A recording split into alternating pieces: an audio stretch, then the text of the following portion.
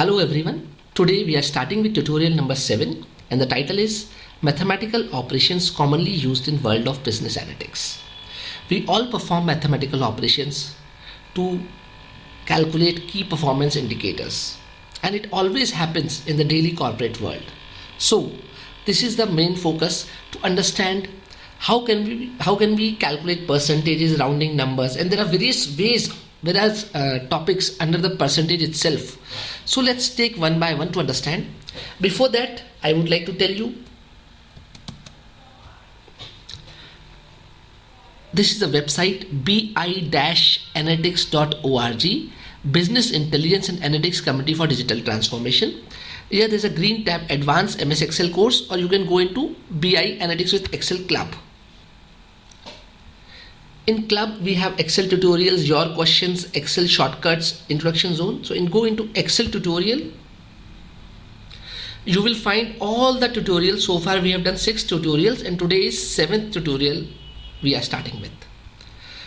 And one more thing, this is our Facebook page.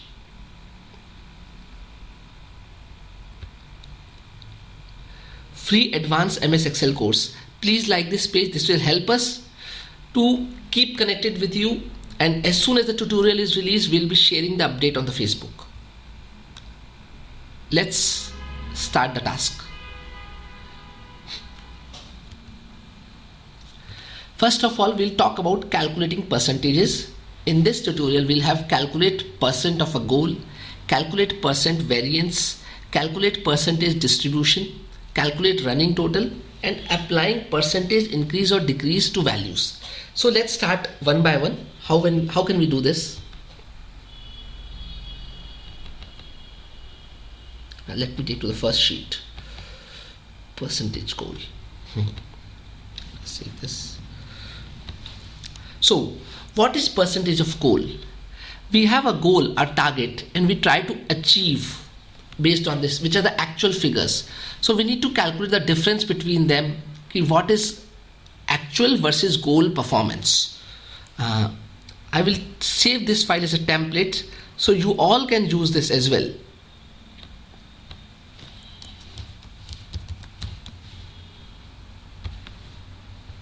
Fine. So now this will be a blank copy available for you in the download section. You can download and practice what I am telling you now. So let's start. So this is the example. We have region north, south, west, east. There are 4 regions and we have a goal given 500, 400 and actual is 345, 321. So we need to calculate the percentage. So this is very easy. We all know that we divide actual by goal to get percentage. So let's start. Is equals to, I click on D6 divided by C6. Enter. And now what I'll do is I'll select all the 4 I'll go into home tab and in general I will say choose percentage. So I have available like this. Now I can double click to get this formula. So this was one of the very basic thing that we every day do in the Excel. Now let's start something. We have a common goal. In this previous case we have actual and goal different for all regions. Now I say we have a sales unit target of 700 for all regions. So now there will be a different formula. What I need to do is again actual upon goal, but goal is common. So as we know that there's a difference in relative formulas and absolute formulas, so we have to use common goal in such a way that it is locked. It is absolute value and being taken to drag in all the cells. So see what I'll do. I will say is equals to, I click on this 345, I say divided by, I press 700. Now I need to freeze this 700. So I say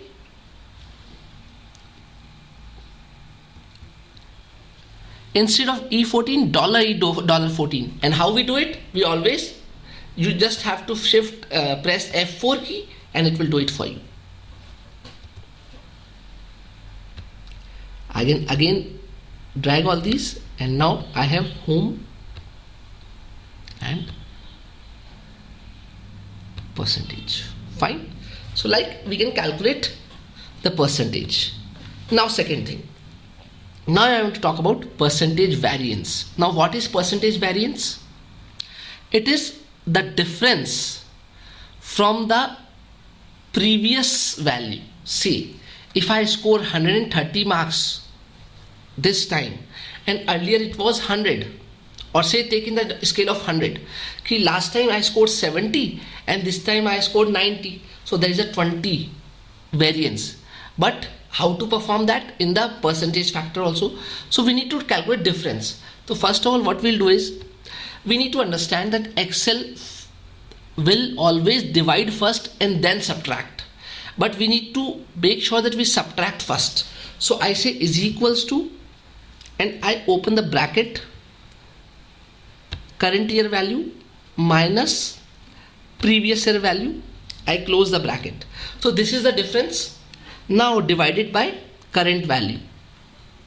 Fine. Again what I'll do is home, and I say percentage. It's like this. So I have a percentage variance ready for you. Now there is an interesting task. So this is way how we can calculate percentage variance. But imagine, now I'll talk about calculating percentage variance with negative values. Say I start my own business and I have a first year there's a loss of 10,000 USD. But in next year I have a profit of 10,000 USD. So actually it is like first year it was negative and second year it was a profit, positive value. So if I calculate, say it is last year minus 100 and current year this is 100. So I use the same formula, Control C, and I put Control V.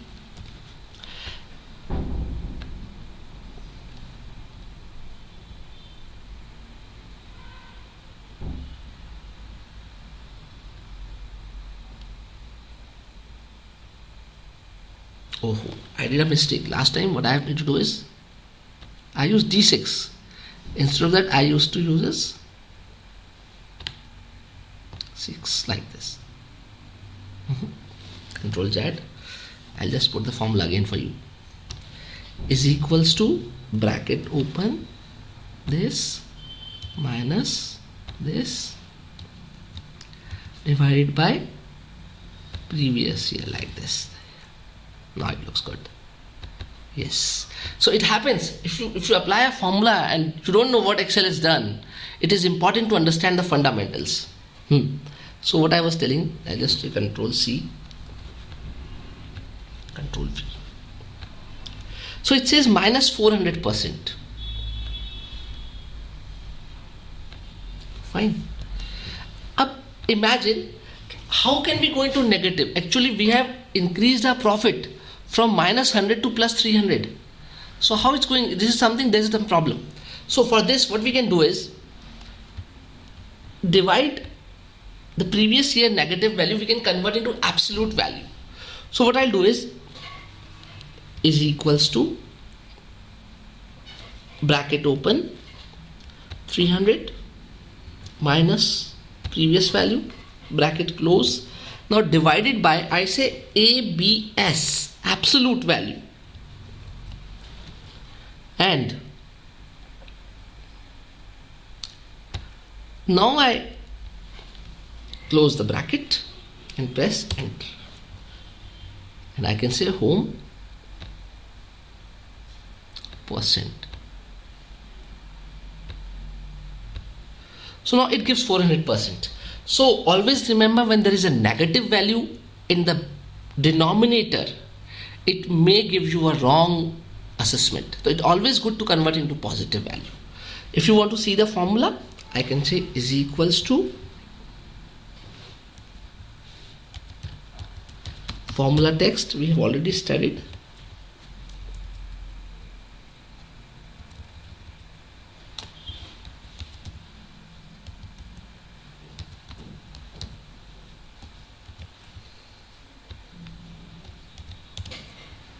So I have this formula, D minus C19 divided by absolute of C19. Fine. So this was calculating percentage variance. Now we'll talk about percentage distribution. Now what is that? Try to understand. So now we have a revenue sales of all the 4 regions, and I want to know how much each individual unit has contributed in 100. Overall there are 100% figures. So now how much each region is contributing? So first of all, we always know how to write sum. I say alt equal to, and it will do the sum for me, right? Now I can say is equals to 500 divided by this 2000, and now because every time I have to do with 2000, I can just log this figure. How I will make it absolute? With F4, like this. And then again I can say home and percentage. Fine. So now you can see that 25%, 20%, 25%, 30%, like this. So this has been done. Again, so this was calculating a percent distribution.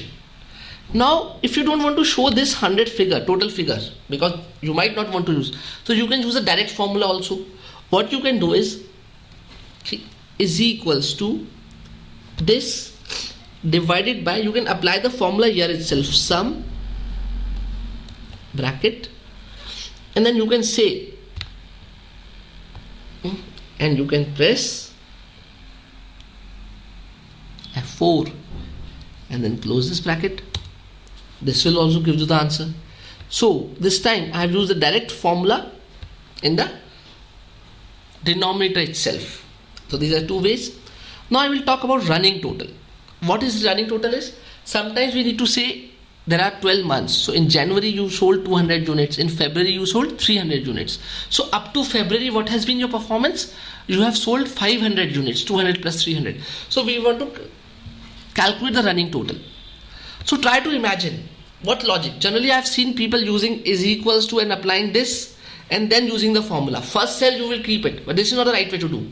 What exactly we can do is, in this cell I need only sum of first. This is C5.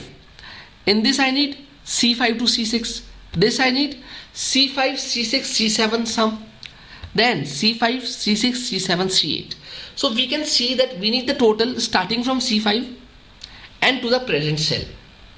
So we are increasing the final row but keeping the first cell common. So what I'll do is, I'll keep the first cell locked and will drag the last second column. So see how it will be done. I say is equals to sum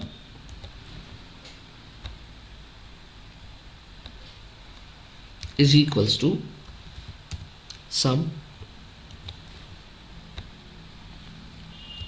colon sum. But I need first C5 to be locked. So I say function F4 key, and I lock it out. So now see what will happen. Now I'll drag this formula. I will just tell you whatever is equals to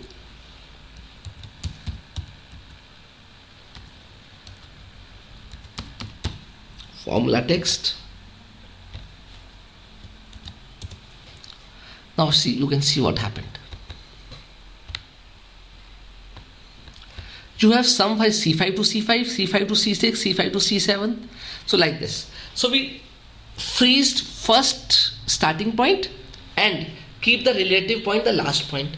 So this way we were able to do it. Fine. This is another general practice that we do in our offices. Now let's move to next sheet. Percentage increase and percentage decrease. Say every time either you have to increase percent or you have to decrease percent. So say there is the product A which unit cost is 100 and you want to increase the price by 10%. It's very simple. First of all, use a bracket. So I'll say is equals to bracket open. I say 1 plus 10%. And then I multiply with the unit cost. So you get 110 value. Same way in discount or percentage decrease is equals to I open the bracket, 1 minus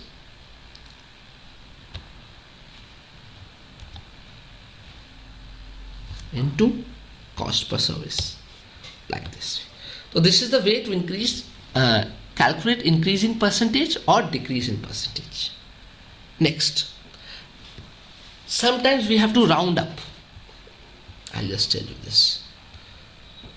Rounding numbers, it is very important. Sometimes the figures are 0.2, 3, 4, 5, 6 and you want to round it up. So there are a couple of formulas we can use. First is round, second is round down, round up, ceiling, floor. So it totally depends on you what your requirement is, but I'll walk you through some examples what happens actually in this thing. See, you have a number 93.45 and I am using a formula called round. Fine. Comma 0 is with how many figures, digits you want, with decimal places you want to. So when I round 93.45, it gives you 93. And when you do 93.95, it round offs to 94. Fine.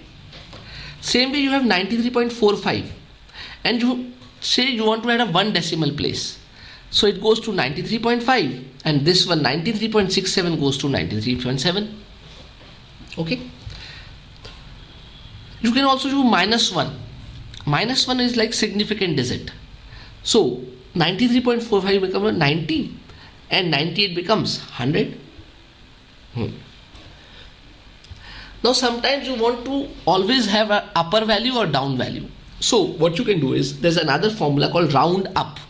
ROUND-UP or AK ROUND-DOWN. So 93.45 will become 94 and 93.45 will become 93 and down. In upside it is 93 to 94 and downside it is 93 to this. There are another two formulas called ceiling and floor which can be used to make sure in which direction you want to have your own rounding. Ceiling. So 123.22 ceiling, comma 1.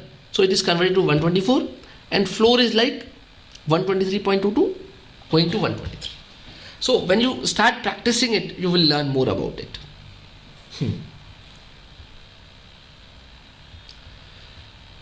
So we did percentages, we did rounding numbers. Now there's another topic which is called counting values in a range. Yes, this is very important and sometimes there are logics which can help you in with this counting one. So there are three formulas which we can use. First is count, second is count A and third is count blank. Let's understand what actually it is. Simple count will only count numbers, okay? And count A will count all non-empty cells. Non-empty cells means text and numbers both. And count blank will only count blank. Fine? So let's start with one example that will give you an idea. Counting values. See, I'll just zoom it out for you guys.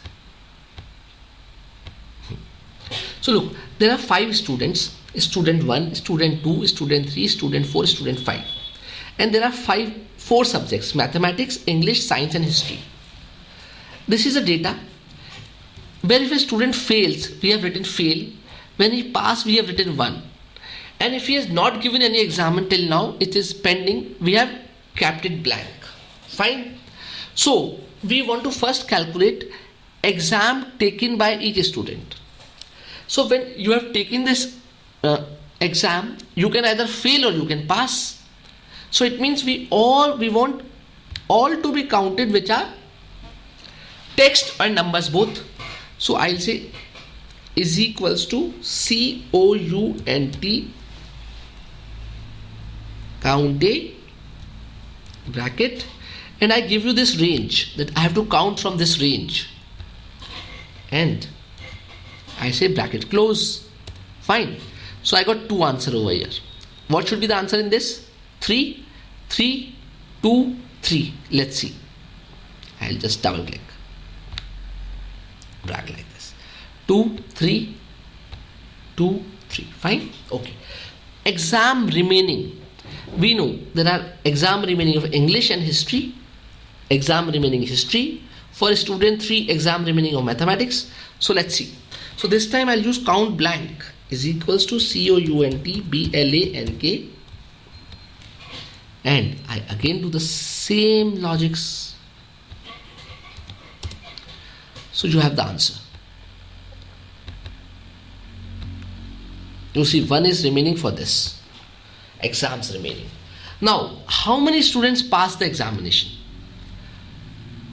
You know that in this mathematics, 2 failed and 2 passed, and 1 has not given the exam or is pending from them remaining. So I can apply the formula is equals to, now I just had to count the actual number. So I use count count and give you the range. And I can drag this like this.